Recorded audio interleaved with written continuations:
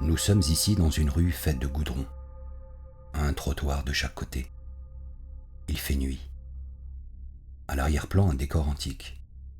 Une immense colonne surplombe des habitations et un portique. Nous sommes quelque part entre un passé et un présent.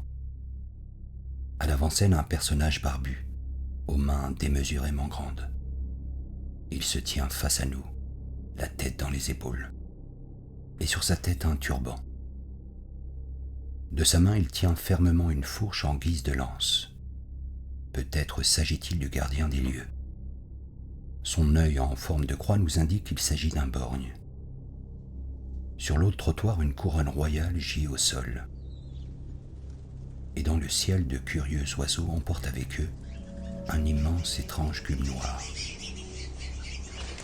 À sa surface, des images lumineuses apparaissent comme projetées depuis l'intérieur.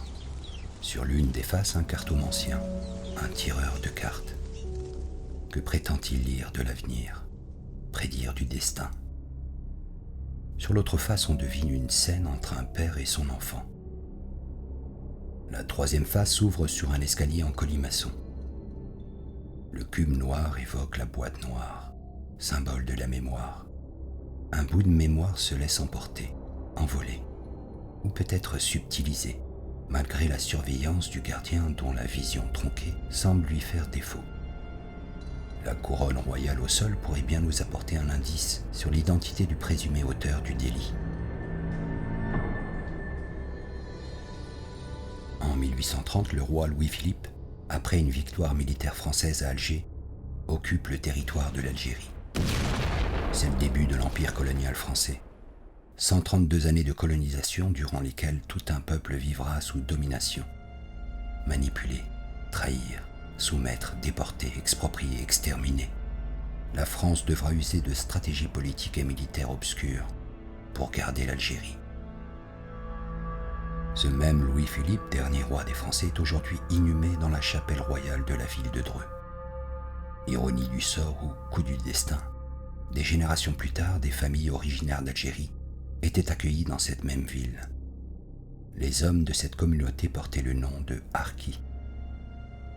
Au cours de la guerre d'Algérie, ces hommes qui combattaient pour l'indépendance de leur pays avaient par la suite changé de camp pour s'engager aux côtés de l'armée française contre leurs frères révolutionnaires. Au terme de cette guerre, les indépendantistes en sortaient victorieux. Quelques mois plus tard, la nouvelle Algérie planifiait le massacre des Harkis, les considérant comme des traîtres. Certains d'entre eux avaient réussi à fuir vers la France.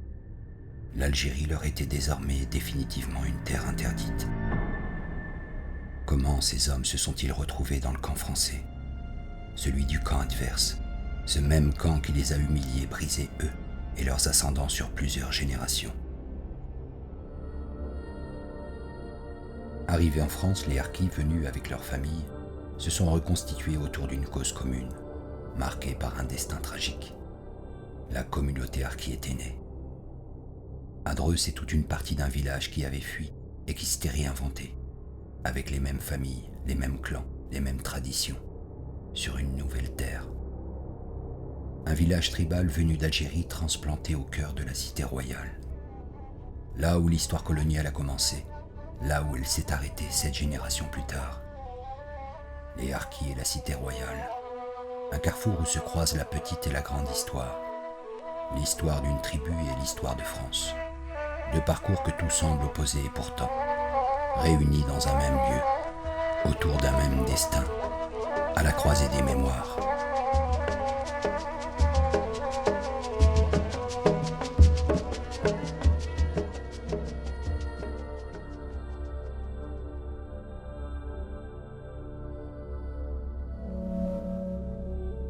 Au centre du tableau, un œil dont les contours sont tracés à la craie.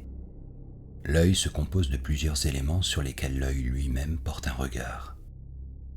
L'œil et l'objet observé ne font qu'un, intriqués l'un dans l'autre, comme deux faces d'une seule et même pièce. Le tableau nous invite ici à porter un regard sur l'histoire des Harkis, dans un contexte colonial, au-delà du clivage opposant le colon au colonisé, le dominant au dominé, qui en définirait seulement les contours. Le processus qui a mené à la fabrique du harki trouve sa source à la frontière de relations chaotiques entre les deux peuples. Des relations complexes, entretissées d'alliances et de conflits, et ce depuis le début de la conquête. En 1830, le territoire algérien est sous domination ottomane depuis 3 siècles. C'est alors une terre faite d'un ensemble de tribus rivales, plus ou moins soutenues par le régime en place. Lors de sa conquête contre le pouvoir turc, l'armée française se cherche des alliés, des combattants auprès des tribus, en échange de quoi la France leur garantit l'accès à de nouveaux privilèges. Les premiers combattants autochtones au service de la France portent le nom de zouaves, choisis pour leur connaissance de la culture du pays, des codes de l'adversaire. L'armée française cultive ainsi les rivalités entre tribus, en s'associant stratégiquement avec les unes pour combattre les autres. C'est en usant d'une politique de division que l'armée réalise sa conquête. À l'instar du recrutement des troupes de Spahi, puis quelques années plus tard, des tirailleurs algériens, pour combattre le reste des tribus résistantes. La formation de troupes harkis au cours de la guerre d'Algérie s'inscrit dans cette même tradition militaire. Au centre de l'œil, l'iris et la pupille. L'iris est une combinaison de personnages disposés en cercle, dont l'accoutrement, la posture, l'auréole nous indiquent qu'il s'agit de figures bibliques. À l'arrière-plan, vu de haut, un cube oblique constitue la pupille. Le fond bleu se compose de formes géométriques circulaires, indiquant que la scène est en mouvement. Des silhouettes circulent autour de la forme cubique, à l'image de la marche rituelle de pèlerins musulmans, autour de la Kaaba.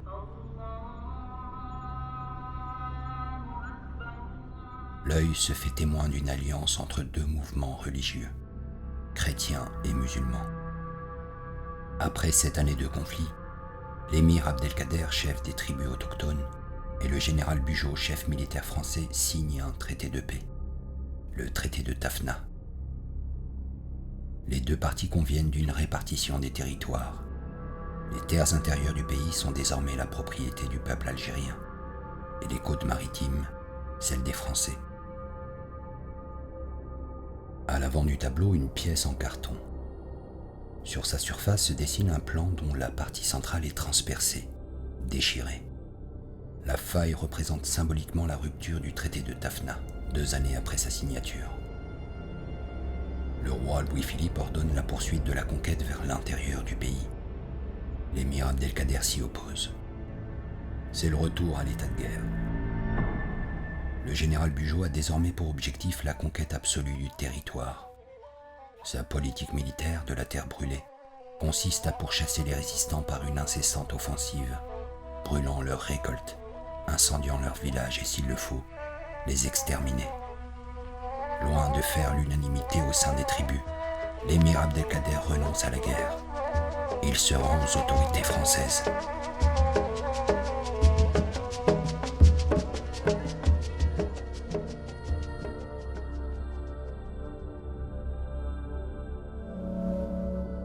Au premier plan, un personnage recroquevillé se déplace dans les airs. Sa trajectoire est représentée par une succession de plans. Une carte du monde recouvre son corps. Le personnage est en rotation sur lui-même. La trajectoire, elle, est circulaire. Tout nous indique qu'il s'agit là d'une métaphore de la planète Terre en révolution autour du Soleil. Le terme révolution prend ici le sens d'état d'effervescence, d'agitation, de changement. La position fétale du personnage annonce un événement en gestation, une révolte à venir. En 1871, la défaite militaire française contre l'Allemagne est vue comme un affaiblissement de l'État français par de nombreux chefs de tribus, ce qui est pour eux l'occasion de lancer une révolte. Le chef de guerre, El-Mokrani, parvient à rassembler plus de 250 tribus. Des tribus conscientes des divisions du passé sont désormais prêtes à dépasser leur rivalité pour la cause. La révolte est brutale et se conclut par une défaite des Algériens.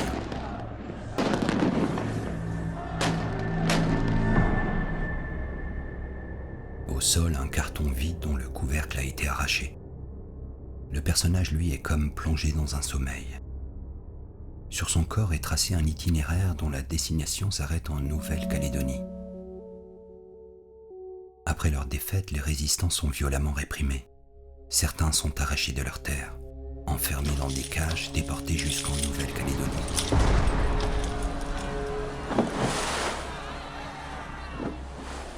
Des hommes réduits à des paquets de chair, transportés au-delà des mers.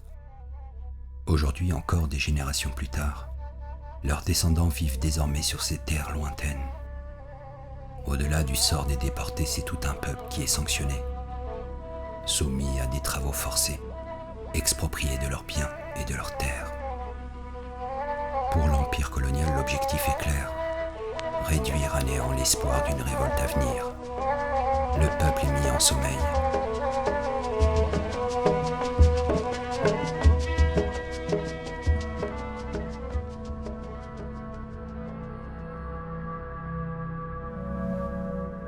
Un personnage genou à terre, la tête baissée, le corps voûté.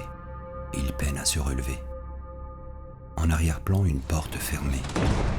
Au mur, l'inscription du mot « bas », dont le sens est inversé, combiné d'une flèche tendant vers le haut. Au sol, l'ombre portée d'une grille symbolise le rempart qui le sépare du monde extérieur, devenu inaccessible. En 1900, des partis politiques se forment, ouvrent les portes à un islam politique dans le but de fédérer les tribus autour d'un projet national commun. Depuis l'étoile nord-africaine jusqu'au mouvement national algérien, sous le mot d'ordre « La parole au peuple ». Politiquement, il revendique l'égalité avec les Français. C'est un échec. Les dirigeants sont condamnés, emprisonnés. Le gouverneur d'Algérie, Maurice Violette, souhaite accorder le droit de vote à quelques milliers d'intellectuels algériens pour apaiser les tensions. Mais la pression des grands propriétaires colons est significative, tout comme les chefs politiques algériens qui voient d'un mauvais œil le projet de loi, le qualifiant d'une nouvelle tentative de division du peuple. Le projet échoue. En 1914, d'autres ont choisi l'engagement militaire parmi les troupes de tirailleurs algériens pour aller combattre l'ennemi de l'ennemi.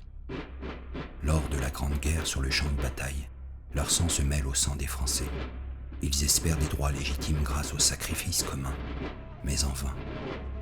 Au plus bas, la tension monte.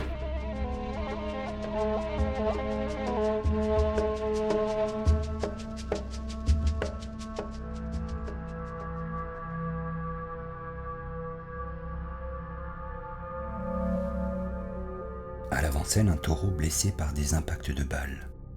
Son corps est couvert d'empreintes de mains faites de sang. Le taureau symbolise ici le déchaînement des instincts. Au sol gît deux têtes séparées de leur corps. À l'arrière-plan, une main recouvre un impact autour duquel se dessine une empreinte en négatif, représentant les figures bibliques. Il s'agit de l'œil précédemment abordé. Le regard ici est occulté. Le taureau fixe de son regard une scène qui se déroule hors champ, une scène que nous ne pouvons voir. Nous sommes ici dans les coulisses clandestines et secrètes d'une guerre à venir. Loin des lois établies, chacun des deux camps va se rendre coup pour coup, prêt à user de stratégies les plus sanglantes pour atteindre ses objectifs. En 1945, un parfum de révolte se fait ressentir. L'Algérie est au bord de l'explosion. Le 8 mai, pour fêter la fin de la guerre, un défilé est organisé. À Sétif, un homme déploie un drapeau de l'Algérie. Il est abattu par un policier. En réponse, un civil européen est assassiné. Plusieurs émeutes et actions meurtrières s'ensuivent. Une milice française formée pour l'occasion commet le massacre de dizaines de milliers d'Algériens. C'est la rupture. En réaction, un nouveau parti politique algérien et sa branche armée voient le jour, le FLN. Toute l'Algérie a accumulé tant d'amertume et de colère. Le Front libéral national. L'objectif visé est clair et sans ambiguïté. Une révolution illimitée jusqu'à l'indépendance totale. En 1954, une série d'attentats est commis par les nouveaux révolutionnaires. Ces événements signent le début de la guerre d'Algérie. L'armée française s'implante stratégiquement plus près de la population. cultive les rivalités au sein des groupes politiques algériens. La torture devient progressivement une arme de guerre. Du côté algérien, des tensions naissent au cœur de l'appareil révolutionnaire. Les dirigeants voient des traîtres et des espions partout. En 1957, dans le village de Melouza, plusieurs centaines d'Algériens sont massacrés, soupçonnés de soutenir le parti rival. Un climat de méfiance, de menaces, de terreur, contraignant de nombreux révolutionnaires pris en étau à devoir choisir entre deux camps hostiles. L'un au nom d'un projet révolutionnaire mené par une politique fratricide, l'autre au nom d'un maintien de l'ordre républicain amputé de ses valeurs. Des dizaines de milliers d'entre eux choisissent de s'engager aux côtés de l'armée française. Ces hommes portent le nom de Harki, signifiant en arabe « mouvement », en somme une troupe mobile, choisie pour leur connaissance des lieux et des codes de l'ennemi. 1961, coup de théâtre. Nous ne nous acharnerions certainement pas à vouloir rester auprès de gens qui nous rejetteraient. Le général de Gaulle annonce un État algérien souverain à venir. Désormais, la question du devenir des Harkis se pose.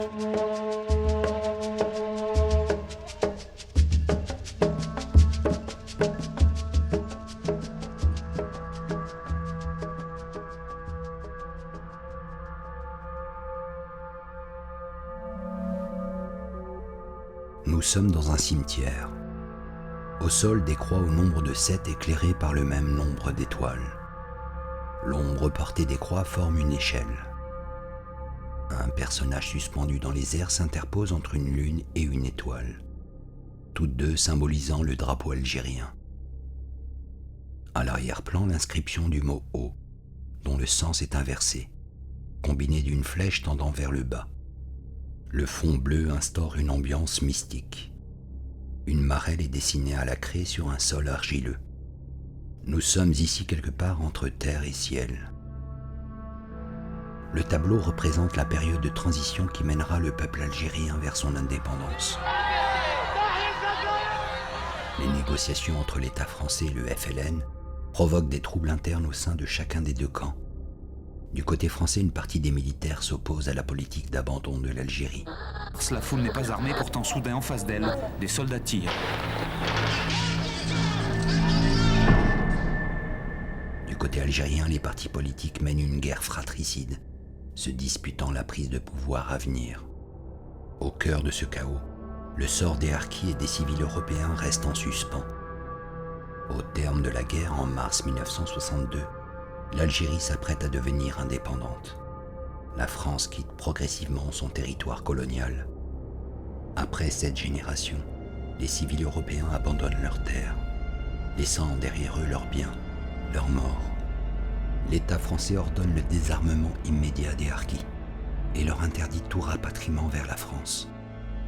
Les Harkis restent et représentent aussitôt aux yeux des nouveaux dirigeants, les frères ennemis, ceux qui ont pactisé avec l'occupant.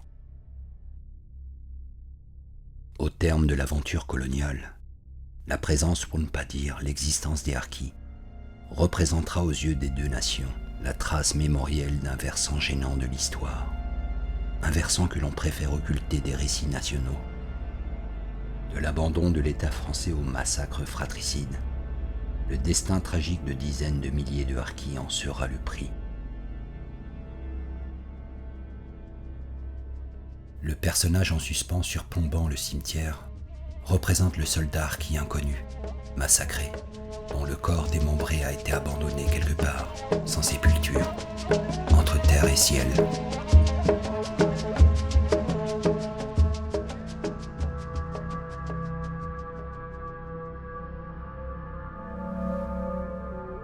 Au premier plan, un couple planté dans le décor. L'homme porte un carton. À côté, la femme se tient face à nous, stoïque. Sa tenue vestimentaire ornée de motifs colorés contraste avec le fond terne du tableau. À l'arrière, des oiseaux tournoient au-dessus d'un immense colis, marqué par les étapes de son itinéraire. Marseille, Rivesaltes, Choisy-le-Roi et Dreux. Au sol, le plan d'une ville s'inscrit tel une ombre. Des dizaines de milliers de Harkis sont parvenus à fuir. Des rescapés dans la tourmente, choqués par le massacre des frères, mais aussi traversés par le sentiment amer d'avoir été abandonnés par l'État français. Les harkis et leurs familles sont parqués dans des camps dans le sud de la France, enfermés et encadrés militairement, loin des villes, loin de la République. De nombreuses familles y resteront cloîtrées encore de longues années. En réalité, l'État français n'était pas prêt à les accueillir. Et puis on souhaite oublier la guerre, la sale guerre et son passé colonial. Alors que faire des harkis venus avec leurs familles? À Dreux, des immeubles sont construits pour eux, en périphérie de la ville. La guerre est finie, mais les rancœurs sont encore là. Des conflits éclatent. Au fil du temps, les harkis se font discrets. Les rancœurs se vivent à la maison. Dehors, il faut se fondre dans la masse. Nous sommes français et nos enfants seront français aussi. De nombreux enfants se voient attribuer à la naissance un deuxième prénom, un prénom français pour une meilleure intégration. À l'école, on apprend l'histoire de France. Le passé est scellé. La guerre, la terre, les croyances ancestrales sont passées sous silence. Il fallait oublier. Un long chemin vers la réconciliation se met en marche.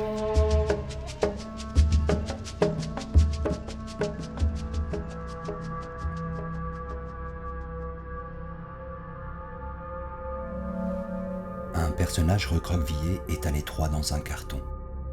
Le corps exerce une pression sur le carton qui se déchire. Une inscription en arabe se lit sur son corps. Il est écrit « Iqra » qui signifie « lis ». Regarde, observe. En arrière-plan sur le mur, des inscriptions gravées. On reconnaît le déporté, abordé précédemment. Sur la droite, des bâtonnets rayés représentant le calendrier d'un prisonnier, comptabilisant les jours qui passent. À gauche, un personnage tel un marionnettiste semble régler les rouages, le mécanisme d'une scène qui se joue.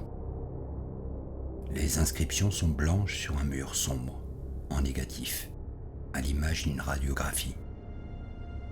Ces images sortent tout droit du monde intérieur du personnage. Nous sommes dans son inconscient, un inconscient qui nous donne à voir les forces intérieures qui le régissent. Des années se sont passées. Les parents se sont accoutumés au code de leur terre d'accueil. Les enfants, eux, se sont acclimatés à leur identité double. C'est à l'adolescence que l'écart entre la vie intime et la vie sociale s'est fait ressentir. La stratégie d'assimilation atteignait ses limites. Les enfants devenus grands s'y sentaient à l'étroit. Le besoin légitime de savoir d'où l'on vient, pour définir le chemin que l'on souhaite tracer. L'histoire des harkis ne figure pas dans les manuels scolaires. Les pères étaient venus de nulle part. Le silence avait pris en otage le passé. Un lourd secret enveloppe la communauté harki, et au premier rang leurs descendants, usés de compter les jours, se font entendre au détriment de la loi, au péril de leur vie. Écroués après les violents incidents du week-end dernier, les enfants de harki accompagnés... Les parents voient leurs enfants plongés dans la violence, cette même violence venue du passé, qu'ils s'étaient pourtant évertués à occulter derrière leur mutisme. Tout ce qui se tenait jusque-là se défait.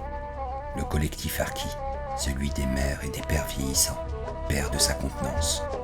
Le village réinventé vole en éclats.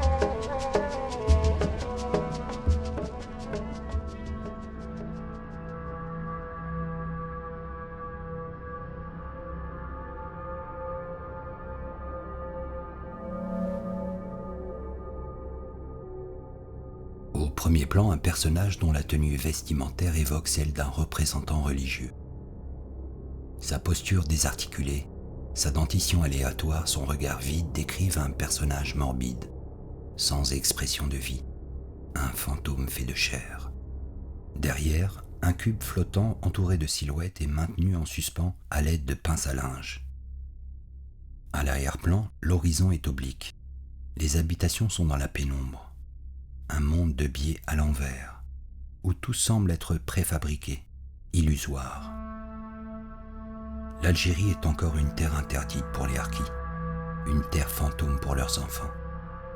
D'ailleurs, le village ancestral a été déserté depuis les années 90, période de la décennie noire. 10 années pendant lesquelles l'Algérie a saigné du terrorisme.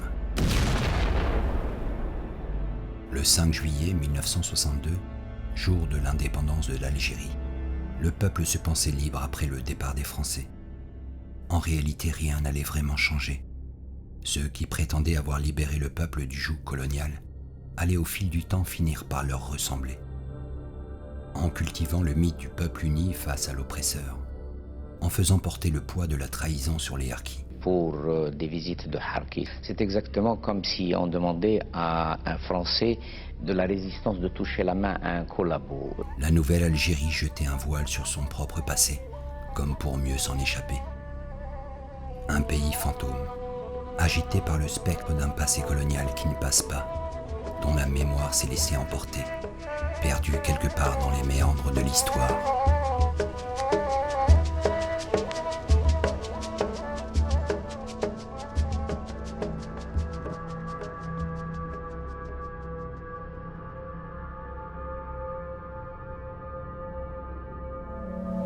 Au premier plan, un carton orné de motifs est posé au sol.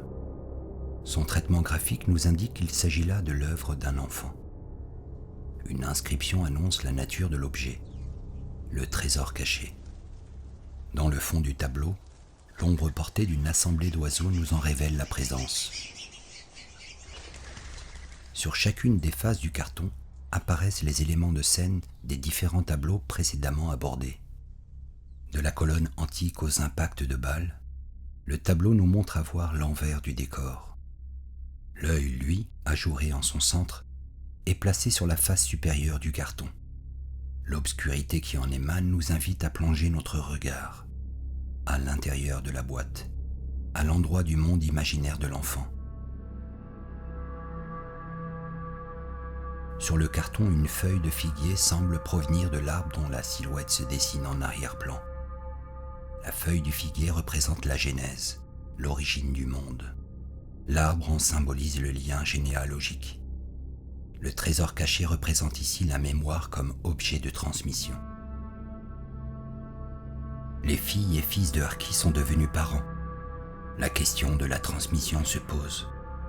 Pour ces héritiers, l'histoire des harkis semble figée, comme prise en otage, détenue à la frontière de deux camps irréconciliables. Le sort des pères s'érige alors comme un écran opaque, occultant un passé encore plus lointain. Derrière cet écran se cache toute une histoire, celle de plusieurs générations d'hommes et de femmes, dont le parcours singulier s'est laissé traverser par des rêves, par des croyances. Un parcours fait de combats, d'actes de résistance, porté par l'espoir d'un avenir meilleur. Aujourd'hui à Dreux, au cœur de la cité royale, l'histoire continue de s'écrire. Une histoire où les destins des deux rives ne cessent de se croiser, construisant au fil du temps un chemin commun. Un chemin à la croisée des mémoires, nécessaire à la construction de ses héritiers, nécessaire à la transmission pour les générations à venir.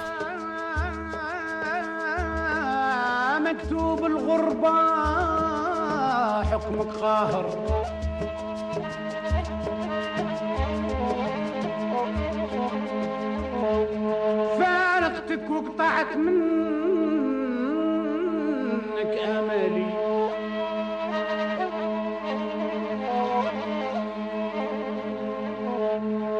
ماني باقي ليك نرجع ونقرر اللي القدرة حاتمتك عن جالي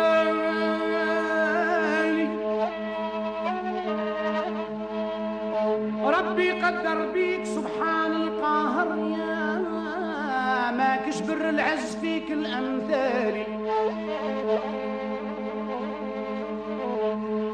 ما كشكي مثل وطني وطن الخر الجزائر يا بلاد الجمال وطنك وطن الجهل